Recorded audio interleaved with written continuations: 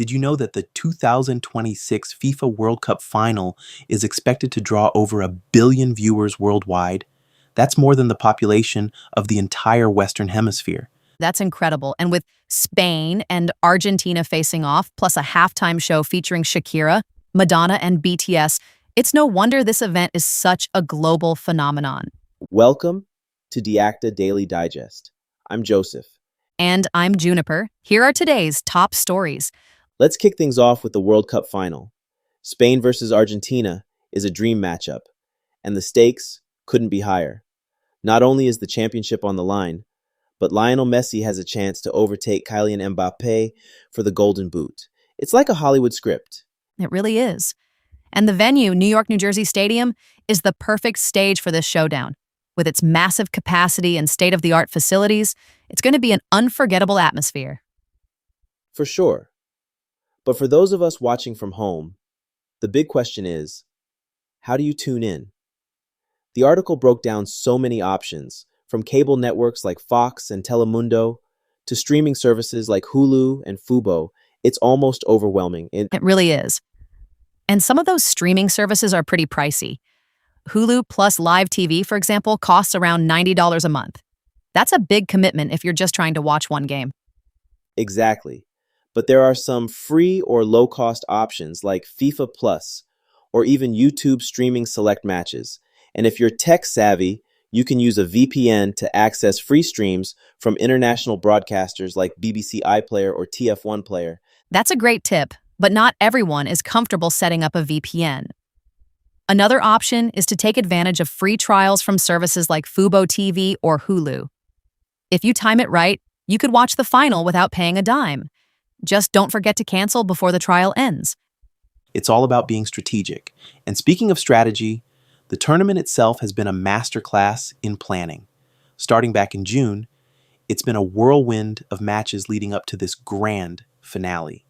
And let's not forget the host cities. 16 cities across 3 countries, Canada, Mexico, and the US, have come together to make this event possible. It's a logistical feat, no doubt about it.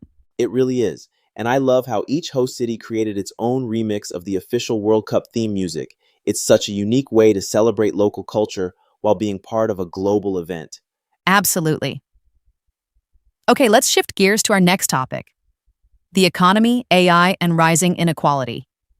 This is a heavy one, but it's incredibly important. For the first time since 1946, U.S. federal debt has surpassed the nation's GDP. That's a sobering milestone. It really is. And when you pair that with the warnings about AI's potential to widen the wealth gap, it paints a pretty grim picture. Alex Karp from Palantir described how AI could create a complete decoupling of economic gains from the broader population. It's unsettling. It's definitely unsettling. And it's not just Karp saying this. Nearly 200 economists and tech leaders issued a warning about AI's potential to disrupt labor markets and transform the global economy. The changes we're talking about could rival the Industrial Revolution. What's even more concerning is how unprepared we seem to be for these changes. Senator Bernie Sanders highlighted how 2/3 of Americans are struggling to afford groceries, and that includes households earning 6 figures. It's a stark reminder of how widespread financial strain has become. It really is. And when you think about how AI could exacerbate these issues, it's clear we need to start preparing now.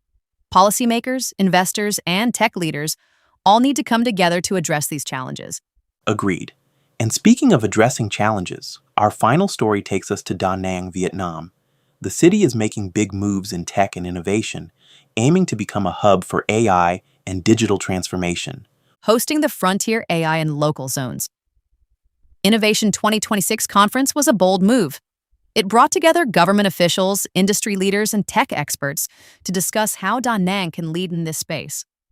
What stood out to me was the city's focus on building an ecosystem. They're not just investing in technology, they're also prioritizing infrastructure, workforce development, and partnerships with global tech firms like AWS and Renova Cloud.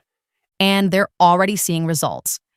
Over 53,000 professionals work in digital technology in Da Nang, and all applicable public services are available online. That's impressive progress for a city of its size. The single window process for approving AI and semiconductor projects is another smart move. It simplifies things for investors and signals that Danong is serious about cutting through red tape. I also appreciated the emphasis on supporting small and medium-sized businesses. Helping them adopt AI and modernize operations is crucial for economic growth. It's not just about attracting big tech firms, it's about lifting up the entire community. And the discussions at the conference about data governance and cybersecurity were timely. As much as we talk about the benefits of AI, we can't ignore the risks. Having a robust framework in place is essential.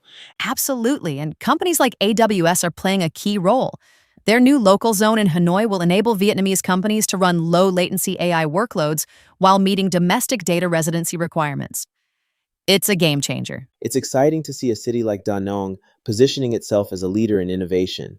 It's a reminder that the future isn't just happening in Silicon Valley or Beijing, it's happening everywhere. That's a great point.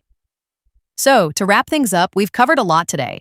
From the World Cup final and its global appeal to the economic and social challenges posed by AI, and finally, Da Nang's ambitious vision for the future, it's a lot to think about. It really is. But if there's one takeaway, it's that we're living in a time of incredible change. Whether it's in sports, technology, or the economy, the choices we make now will shape the future in profound ways. Well said. And on that note, let's call it a day. Thanks for the conversation. Thank you. Until next time.